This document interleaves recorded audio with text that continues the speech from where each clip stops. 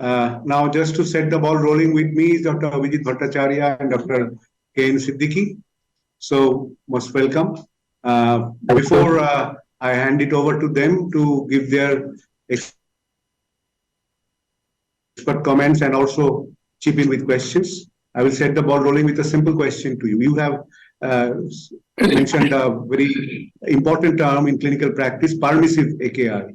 Now, whenever we are introducing drugs in a patient of heart failure and CKD, you have mentioned about BRAS blockers, but we see it with diuretics also. Whenever we are decongesting a patient, we invariably see some worsening of renal function. Now, how do we simply distinguish between pseudo worsening and true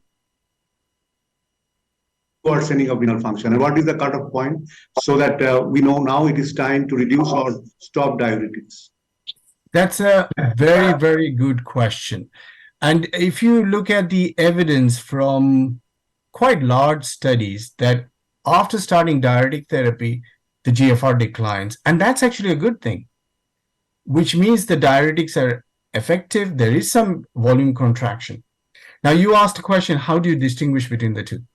I would say more than the degree of rise, what is important for us to realize is that if you do have a patient who has fever, who has urinary tract infection, who is taking non-steroidals, who looks unwell, those patients, when the creatinine goes up, could be completely because of a different reason. Proper AKI, due to an infection, due to interstitial nephritis, or some other cause.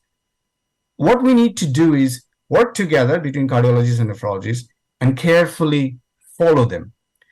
And do not worry about the fact that when you start intravenous diuretics together with metolazone, that the creatinine will jump by 20 points, 30 points in micromoles per liter. But you need to look for those patients where and the AKI is happening because of something else, because of a UTI, because of an interstitial nephritis. Again, closer working is very important, but that's a wonderful question. I mean, actually, that's one of the topics that we are addressing in St. George's, and I can talk probably another half an hour about it. Thank you. So over to my panelists. Yeah. Thank you. Dr. Bhattacharya, Dr. Siddiqui, over to you for your comments and questions. Yeah, Dr. Bhattacharya here, Abhijit Bhattacharya here. Thank you, Dr. Banerjee, for such a lucid presentation with very clear guidelines. Now, as you rightly pointed out, hyperkalemia is of major concern to us, particularly in a country like India, where we cannot routinely follow up potassium. Now, often we are really, we land up with a life-threatening situation because of hyperkalemia. So would you really recommend that we carry on with potassium binders along with maybe MRA and Finrinon, patients who are very vulnerable? The problem again in India is that except K-oxalate, we do not have any other binder. And K-oxalate is also very difficult to tolerate in long-term basis.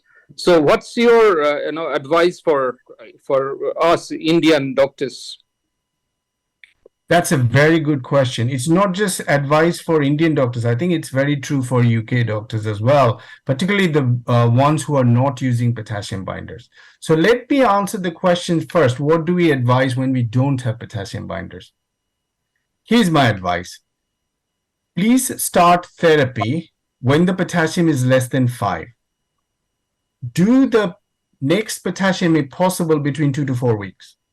And then do the potassium at least once every 4 months.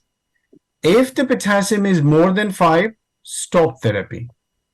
Wait till the potassium drops below 5 and restart therapy. That's exactly what is written in the ISN, KDIGO, American Society of Preventive Cardiology, and ESC guidelines. That toolkit says that. Now, where did this come from? This is actually the benefit of the Finrinon studies, Fidelio and Figueroa. That's exactly what they did. And it works. And you very rarely, only 2% of the patients probably will have potassium of more than 6. And life-threatening hyperkalemia, as you know, we are kidney doctors, we are a bit relaxed. We say life-threatening is only when more than 6.5. So that will be very low. So please start 5, stop 5.5 and repeat the cycle with potassium measurement every 4 months. Thank you. Dr. Siddiqui?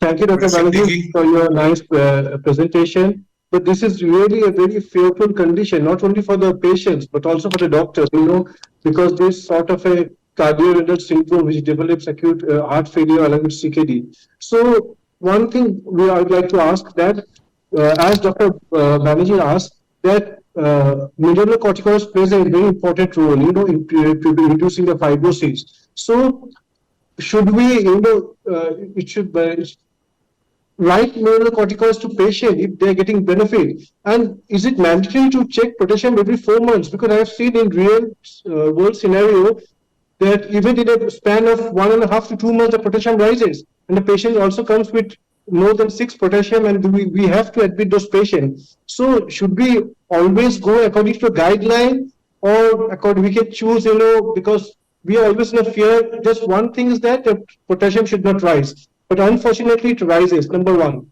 And number two, do you have any idea about how the using of the Vericiguat in these patients? Would it be safe enough for the heart failure patient with refractory heart failure, which is not controlled by the ARNIs and other dapagliflozin or epagliflozin? Can we use randomly Vericiguat in this patient with CKD? Can you just enlighten on this? The first question is about hyperkalemia once again. Yeah. Yes, we do see hyperkalemia, but you should be concentrating. If you're going to do more frequent potassium measurement, it should be in the high-risk patient. Patient who is diabetic, has had a previous hyperkalemia, GFR less than 30, and slightly older. They do require closer monitoring. So that's number one. Those patients maybe be very cautious. The next thing is we are doing a study, which is called a LIFT study, where we're increasing the medications every 2 weeks and doing their blood potassium, blood pressure, etc. And we will finish recruitment by the mid of next year, and we'll be presenting at the ASN. And I'll be able to give you a better idea regarding what happens to these patients who are very prone to hyperkalemia, which is slightly older with mostly diabetics. So I probably will be able to answer your question slightly better next year. Vericiguat, I have no personal experience of using it. But if you look at the evidence, it goes up down to a GFR of 15. Below 15, probably there is no evidence. But up to 15, according to the studies, it can be used. But I have never used it. Okay. Thank you very much. Thank you. I think we'll have to close the session now. It was a wonderful one. Thank you, Dr. Banerjee, for sparing some time for our conference and being part of it. We genuinely enjoyed your presentation, and it was a great listening experience. And thank you, my co-panelists, Dr. Abhijit Bhattacharya and Dr. Siddiqui, and members of the audience. So with this, I'm closing the session here. Thank you. Thank you.